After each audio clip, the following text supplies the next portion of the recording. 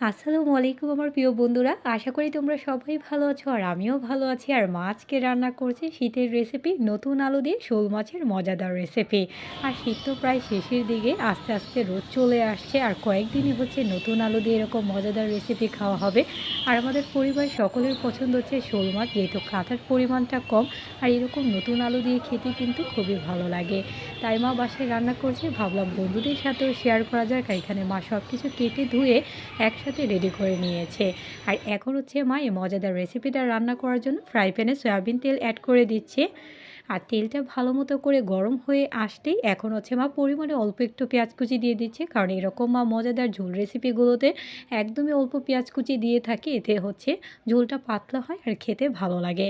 আর আস্তে আস্তে এখন পেঁয়াজটা মা ভালো করে নেড়ে চেড়ে লাল করে নিচ্ছে। আর পেঁয়াজটা পুরোপুরি লাল হয়ে আসতেই এখন হচ্ছে মা মরিচ আর হলুদের গুঁড়া দিয়ে দিচ্ছে বেশি করে, আর সাথে অল্প একটু পরিমাণে পানি দিয়ে দিচ্ছে মশলাটা কষানোর জন্য।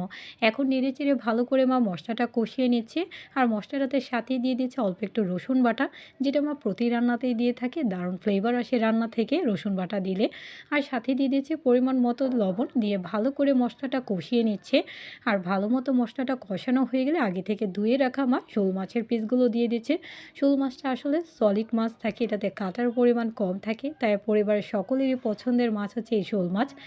আর এরকম নতুন আলু দিয়ে আর কয়েকদিনই তো খাওয়া হবে, কারণ শীত আস্তে আস্তে চলেই যাচ্ছে। আর ভালো করে মা মাছটা কষিয়ে প্লেটে তুলে রাখলো। আর এখন হচ্ছে মা কষানো মশলাটাতে হচ্ছে নতুন আলুগুলো দিয়ে দিচ্ছে।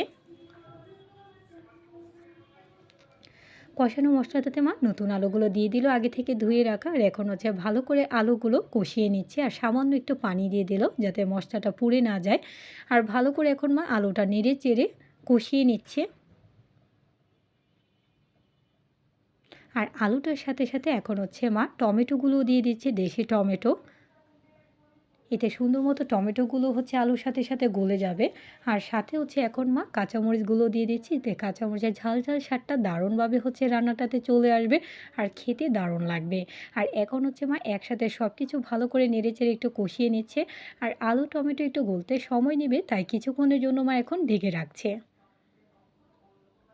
আর কিছুক্ষণ পর ঢাকনাটা তুলে নিচ্ছে বন্ধুরা। দারুণ একটা ফ্লেভার আসছে বন্ধুরা, যা তোমরা পাচ্ছ না। তোমরা পেতে হলে কিন্তু অবশ্যই একবার হলে আমার মায়ের মতো করে বাসায় ট্রাই করবে, আশা করি ভালো লাগবে। আবার হচ্ছে মা আলু আর টমেটো সব কিছু একসাথে নাড়াচাড়া করে নিচ্ছে। আর কিছুক্ষণের জন্য হচ্ছে আবারও মা ঢেকে রাখছে, কারণ আলু আর টমেটো একটু গলতে সময় নেয়। আর কিছুক্ষণ পর ঢাকনাটা তুলে নিল, আর আলু টমেটো ভালো করে কষানো হয়ে গিয়েছে, তাই যে তোমার ঝোল রান্না করবে। আর এই শীতের সময় হচ্ছে এরকম একটু ঝোল খাবার খেতে ভালো লাগে গরম গরম ভাতের সাথে। আর গরম চলে আসলে তো আর গরমের ভাত, গরম গরম ভাতের সাথে এরকম ভালো লাগে না। আর এখন হচ্ছে আস্তে আস্তে ঝোলটাতে বলক চলে এসেছে, তাই আগে থেকে কষিয়ে রাখা শোল মাছগুলো মা দিয়ে দিল, দিয়ে ভালো করে হচ্ছে নাড়াচাড়া করে নিচ্ছে। কারণ গরমের সময় প্রচুর গরম থাকে, তাই হচ্ছে গরম ভাত সহজে ভালো লাগে না। আর এখন যেহেতু মাছের রেসিপি, তাই মা উপর দিক দিয়ে বেশি করে টাটকা টাটকা ধনেপাতা দিয়ে দিল। আর এরকম শোল মাছের রেসিপিতে একটু ধনেপাতা দিলে দারুণ ফ্লেভার আসে। দেখতেই পাচ্ছ বন্ধুরা, কালারটা কিন্তু দারুণ এসেছে, এটা খেতেও কিন্তু সত্যি দারুণ স্বাদ। আর ধনেপাতার ফ্লেভারটা যাতে দারুণভাবে রান্নাটাতে চলে আসে, তাই মা কিছুক্ষণের জন্য ঢেকে রাখলো। আর কিছুক্ষণ পর ঢাকনাটা তুলে নিল। তোমরা দেখতেই পাচ্ছ বন্ধুরা, ধনেপাতাটা কিন্তু একদমই মেল্ট হয়ে গেছে ঝোলটাতে, আর দারুণ একটা ফ্লেভার আসছে যা তোমরা পাচ্ছ না। আশা করি আমার বন্ধুদের কাছেও ভালো লাগবে, যে যদি একবার তোমরা এরকম করে বাসায় ট্রাই করো। আর মায়ের হাতের রান্নাটা কিন্তু অলরেডি ডান। আশা করি ভালো লেগেছে। আর লাইক কমেন্ট শেয়ার করতে ভুলবে না। যারা যারা আমাকে সাপোর্ট করেছো অসংখ্য ধন্যবাদ। যারা এখনও সাপোর্ট করেনি, সাপোর্ট করে ফেলো আমার নিত্য নতুন ভিডিও দেখার জন্য। Thanks for watching my video. আল্লাহ হাফেজ।